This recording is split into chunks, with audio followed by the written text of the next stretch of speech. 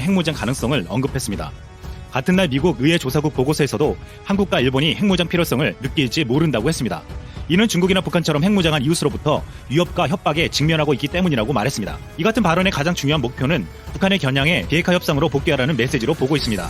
한 안보 전문가는 북한의 위협을 더 이상 막을 수가 없고 중국의 부상이 걸림돌이 된다고 판단할 때 한국과 일본의 핵무장도 고려할 수 있다고 운을 떼본 것이라고 말하고 있습니다. 한국이 이 같은 핵무장을 선택할 가능성이 크지는 않지만 이 같은 발언은 시사하는 바가 크게 느껴지고 있습니다. 청와대가 지난달 28일 한일 군사정보보호협정 종료 결정으로 군의 전력 증강 필요성을 강조했습니다. 특히 청와대가 안보 역량 강화를 위해 필요한 전력으로 차세대 잠수함을 꼽으면서 이 같은 발언은 핵 추진 잠수함을 염두에 둔 것으로 관측되었습니다. 이미 우리 군은 송영무 국방부 장관 재임 시절에 해군 연구 용역을 통해 핵 추진 잠수함이 군사적으로 도입 필요성이 있다는 결론을 내렸습니다. 다만 지난해 남북화의 분위기가 조성되면서 수면 아래로 가라앉았다가 최근 일본의 경제 도발로 촉발된 지소미아 종료 등 한일 갈등과 중국과 러시아 등 주변국 위협의 증대 등으로 핵 추진 잠수함의 필요성이 다시 제기되고 있는 것입니다. 지난 2월 말 하노이 회담 북미 정상회담 결렬 이후 북미 간 비핵화 실무회담도 지연되는 가운데 북한은 대남 비난 수위를 올리고 있습니다. 지난 16일에는 북한은 평화 경제를 강조한 문 대통령의 8.15 경축사까지 트집다보며 정말 보기 드물게 뻔뻔스러운 사람이라고 비난했습니다. 또한 최근 보란듯이 미사일 발사 실험을 계속하고 있습니다. 북한이 협상과 대화에 응하지 않고 끝까지 핵 개발을 고집하며 중국도 이를 막지 않는다면 한국은 핵 추진 잠수함 개발은 물론 더 나아가 핵 미사일을 달 수 있는 핵 잠수함을 갖게 될 가능성도 있습니다. 현재 검토하고 있는 핵 추진 잠수함의 위력은 어느 정도인지 살펴보겠습니다. 원자로에서 생산된 에너지로 엔진을 돌리는 핵 추진 잠수함은 우라늄을 한번 넣으면 수년간 수중에서 작전이 가능합니다. 최소 2년에서 많게는 14년까지 핵연료 교체 시기가 올 때까지 무제한 잠항이 가능합니다.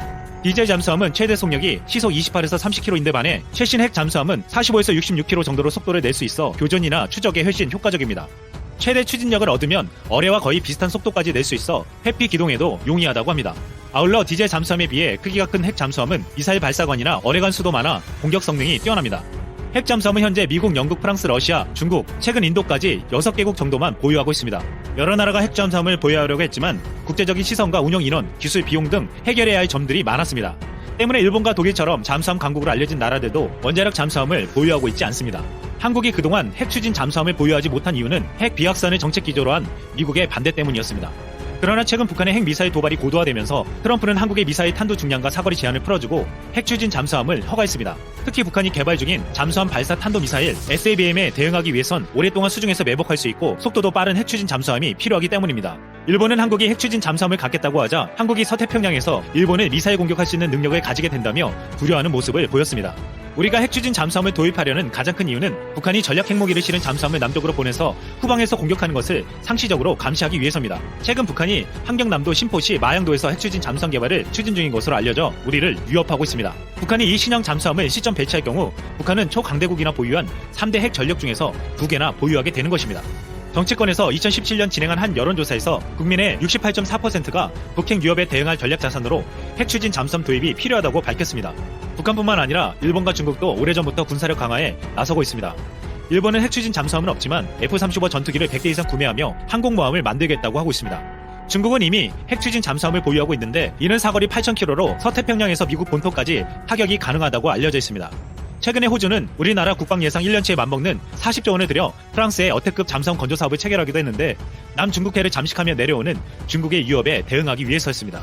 한국을 둘러싼 주변국의 위협은 날이 갈수록 커져가고 있습니다. 핵 추진 잠수함을 이미 가지고 있는 중국은 군사력을 강화시켜 확장하려 하고 있고 북한은 핵무기 개발을 아직도 포기하지 않고 대화에도 진전 없이 난항을 겪고 있습니다. 일본도 전투기들을 사들이며 항공모함을 만들어 군사력 강화에 나서고 있습니다. 우리도 주변국의 위협에 대응하기 위해서는 핵 추진 잠수함을 도입해 그들의 위협에 대응해야 한다는 말이 설득력을 얻고 있습니다. 이상 쓸멍이었습니다. 문제입니다. 그런데 그 쬐그만 나라가 세계 7위 규모의 군사력을 보유하고 있는데요. 작은 고추가 맵다는 게 이런 말 아닐까요? 탑3 안에 드는 미국, 러시아, 중국은 영토가 어마어마하게 넘기 때문에 군사력 또한 빵빵할 것은 쉽게 예측하지만 국토 면적 109위에 해당하는 이 작은 나라가 실제로 얼마나 매운지 알아보겠습니다. 기술력 좋고 구매력 높은 한국 시장에 외국인들이 투자를 꺼리는 가장 큰 이유는 바로 언제 어디로 튈지 모르는 북한 덕분입니다. 김일성, 김정일, 김정은으로 이어오면서 자신들의 독재를 곤고히 하기 위해서 고립된 상태로 핵무기를 개발해버렸습니다. 거기다 핵무기를 탑재시킬 탄도미사일에 육해공을 전부 무장해버려 제법 위험합니다. 사실 북한이 무기체계를 발전시킨 이유는 남한 때문이 아니라 세계를 위협하기 위함입니다. 자신들 체제를 보장받기 위한 일종의 협박이라고 봐야죠. 그런데 남한은 북한의 위협을 방어하기 위해 군사력을 급격하게 키웠습니다. 북한이 하나 키우면 남한은 더 큰 걸로, 북한이 하나 더 키우면 남한은 하나 더 큰 걸로. 결국 더 강해지고자 하는 경쟁에서 한국이 한 단계 더 발전하게 된 거죠. 물론 핵무기를 제외하고 말이죠. 6.25 당시 북한은 남한에 비해 압도적인 군사력을 보유하고 있었습니다. 소련이 개발한 T-34 전차가 242대, 전투기 170대, 일반 병력 남한의 2배. 이런 준비 끝에 남한을 침략했고 개전 3일 만에 서울을 함락한 후 낙동강까지 밀고 내려온 것입니다. 사실 대한민국의 군사력이 7위이고 북한의 군사력은 18위로 평가되지만 만약 맞붙는다면 쉽게 장담할 수 없습니다. 무기적인 측면에서는 질적으로 우수하지만 병력이나 재래식 무기의 양을 고려하면 북한이 불리한 것만도 아니니까요. 박정희 대통령 시절부터 한국이 군사력을 급격하게 키우기 시작하자 북한이 선택한 것이 바로 핵무기입니다. 1980년대부터 이미 핵시설을 준비해왔고 김일성이 죽기 전 1993년에 성공을 했습니다. 그리고 세상에 알려진 건 2005년이죠. 현재 북한은 10에서 30여 개의 핵을 보유한 것으로 추정된다고 하는데요. 김정은이 핵을 포기하고 세상에 나서겠다며 호언장담하지만 과연 그럴 수 있을까요? 그럼 우리나라의 군사력은 정말 강할까요? 네, 상상치도 못할 만큼 강합니다. 우선 육군은 무려 50만 명에 이르는데 그중 포병의 파워는 어마어마합니다. 야포 5200문, 다련장 방사포 200문 규모의 K55 1180문, K9 500문입니다. 이 규모는 러시아, 미국, 독일 다음인데 군사력 1위인 미국과 전쟁이 났다고 가정하면 일주일을 버틸 수 있는 몇 안 되는 국가이며 러시아와 전쟁을 했을 때 상당한 시간을 확보할 수 있는 강한 군사력입니다. 게다가 현역이 50만 명이지만 전시에는 예비군으로 편입해 800만 명으로 엄청난 규모의 군대를 보내게 됩니다. 현역 공군의 경우 역시 절대 약하지 않은데 해방 후 미국에게 받은 P-51 머스탱을 시작으로 현재 최신의 스텔스인 F-35를 도입했습니다. 비록 직접적으로 스텔스기를 만들 수 있는 능력은 아직 부족하지만 공군력에 꾸준히 투자해왔고 현재는 상당한 수준에 올라와 있습니다. 사실 한국의 기술력이면 몇 년 안에 진짜 괜찮은 전투기를 만들 수 있을 것 같은데 왜 투자하지 않는지 좀 의아하긴 합니다. 어쨌든 현재 F-15K를 주력으로 운용 중이고 F-16 계열의 전투기만 150기가 넘습니다. 사실상 세계에서도 손꼽히는 공군 강국이죠. 세계 10위 수준이라고 보고도 있고요. 아마 이 영상을 보시는 분들 중에는 세계 7위가 뭐가 대단한 거냐 하시는 분들도 계실 텐데 국토 면적이나 인구가 군사력으로 나타나는 것은 아니지만 작은 나라에 머물지 않고 꿋꿋하게 군사력을 키워 함부로 넘볼 수 없는 수준에 도달한 것이 자랑스럽지 않나요?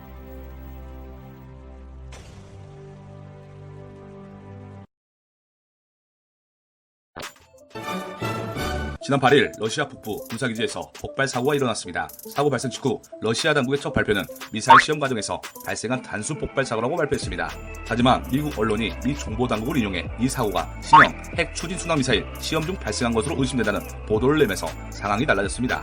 러시아 기상환경감시청은 보도문을 통해 폭발 사고가 발생한 인근 도시의 방사능 수치가 평소보다 일시적으로 16배 증가했다고 전했는데요. 이 같은 기상환경감시청 자료는 러시아 연방정부 기관이 미사일 엔진 폭발 사고에 따른 방사능 수준 증가를 처음으로 확인한 것으로 핵 추진 순항 미사일 실험 중 발생한 사고라고 간접적으로 인정한 걸로 보이는데요. 러시아 국영 원자력 회사인 로스아톰 또한 성명을 통해 미사일 액체 추진체의 동위원소 동력원의 공학적, 기술적 지원을 하는 과정에서 비극이 발생했다고 말했는데요. 미사일용 동위원소 동력원은 사정거리를 증가시키기 위한 소형 원자로 탑재를 의미하는 것이어서 사실상 핵 미사일 추진체 폭발 사고임을 인정한 것입니다. 국제환경보호단체 그린피스는 현지 언론을 인용해 사고 발생 지역으로부터 30km 떨어진 인근 도시에서 사고 직후 관측된 방사능 수치가 정상 수준의 20배 이상으로 치솟았다고 폭로했습니다. 러시아 지역 언론 또한 사고 당일 학생들은 모두 학교에서 귀가 조치됐고 주민들의 외부 출입도 금지됐으며 시내 모든 약국에서 방사능 치료제인 요오드 관련 약품이 동이 났다고 당치사항을 전하기도 했습니다. 이번 폭발 사건은 미국이 지난 2일 러시아와 맺은 중거리 핵전력 조약에서 탈퇴한 지 얼마 되지 않은 시점에서 발생한 것으로 미국과 러시아 사이에 새로운 냉전 시대가 다시 도래한 것 아니냐는 우려 섞인 목소리가 흘러나오고 있습니다.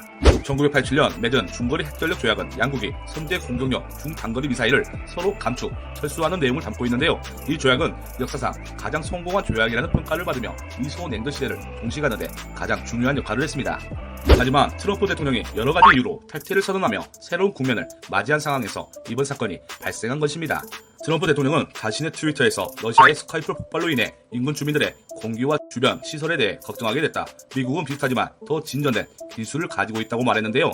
이는 지난 3월 러시아 푸틴 대통령이 이번 폭발 사건으로 추정되는 미사일을 두고 이 미사일에는 핵 추진 장치가 내장돼 있어 사거리가 무한하다. 미국의 미사일 방어 체계를 쓸모없게 만들 것이라고 주장한 데 대해 비꼬는 말을 트위터에 남긴 것입니다. 일각에서는 이번 사고가 1986년 발생한 체르노빌 원전 사고를 떠올리게 한다며 러시아 정부가 방사능 유출을 은폐, 축소하고 있는 게 아니냐며 의문을 제기했습니다. 부디 이번 사건으로 발생한 방사능 수치가 일시적인 현상이었길 바라봅니다. 이상 알려주는 남자 알리고였습니다. 영상이 도움이 되셨다면 좋아요, 구독, 알림 설정 부탁드립니다. 감사합니다.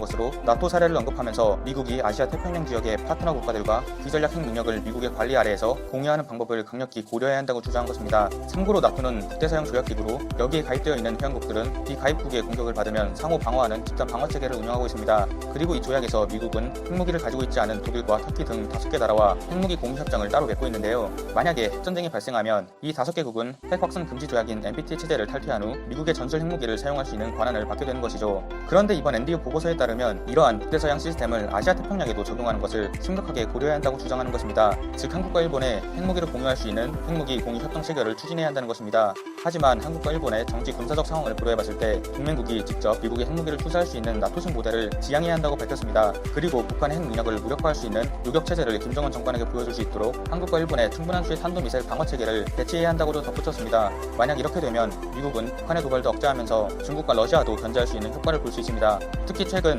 독도 영공을 침범하면서 중국과 러시아가 이례적으로 연합훈련을 벌인 것을 눈뜨고 지켜본 미국 입장에서는 중러 연합을 어느 정도 저지할 수 있다고 판단할 것입니다. 한편 RFA는 미 상원 군사위원장에게 이번 NDO 보고서에 대한 입장을 질문했는데요. 이에 대해 그가 검토해볼만 하다는 입장을 밝혔다고 RFA는 보도했습니다. 또한 코리 가드너 미 상원의원은 전술 핵무기 공유에 대해서 일본과 논의해본 적은 없다만 과거에 한국과는 논의한 적이 있다며 핵 공유 결정은 한국과 일본 국민이 결정해야 할 사안이라고 말했습니다. 하지만 일각에서는 이러한 핵 확산에 반대하는 입장을 가지고 있는데요. 대표적으로 군사위원회 소속인 더그 존스 상원의원은 어떤 종류의 핵 확산도 지지하지 않는다고 밝혔습니다. 한편 현재 상황으로 따져볼 때 한국과 미국이 당장 핵 공유 협정에 서명할 것으로 보이지는 않습니다. 왜냐하면 북한이 최근 연속으로 미사일을 발사하고 있음에도 미국은 북한이 약속을 깬 것은 아니라며 일단 눈 감아주는 모습을 보이고 있기 때문입니다. 또한 미 합참도 이번 보고서는 당장의 정책 변화를 이야기하는 것은 아니라며 정기적인 지침 수립의 일환이라고 일축했습니다. 이상 바나바튜브였습니다. 시청해주신 분들 모두 감사드립니다. 구독과 좋아요 그리고 알람 설정까지 해주시면 감사하겠습니다.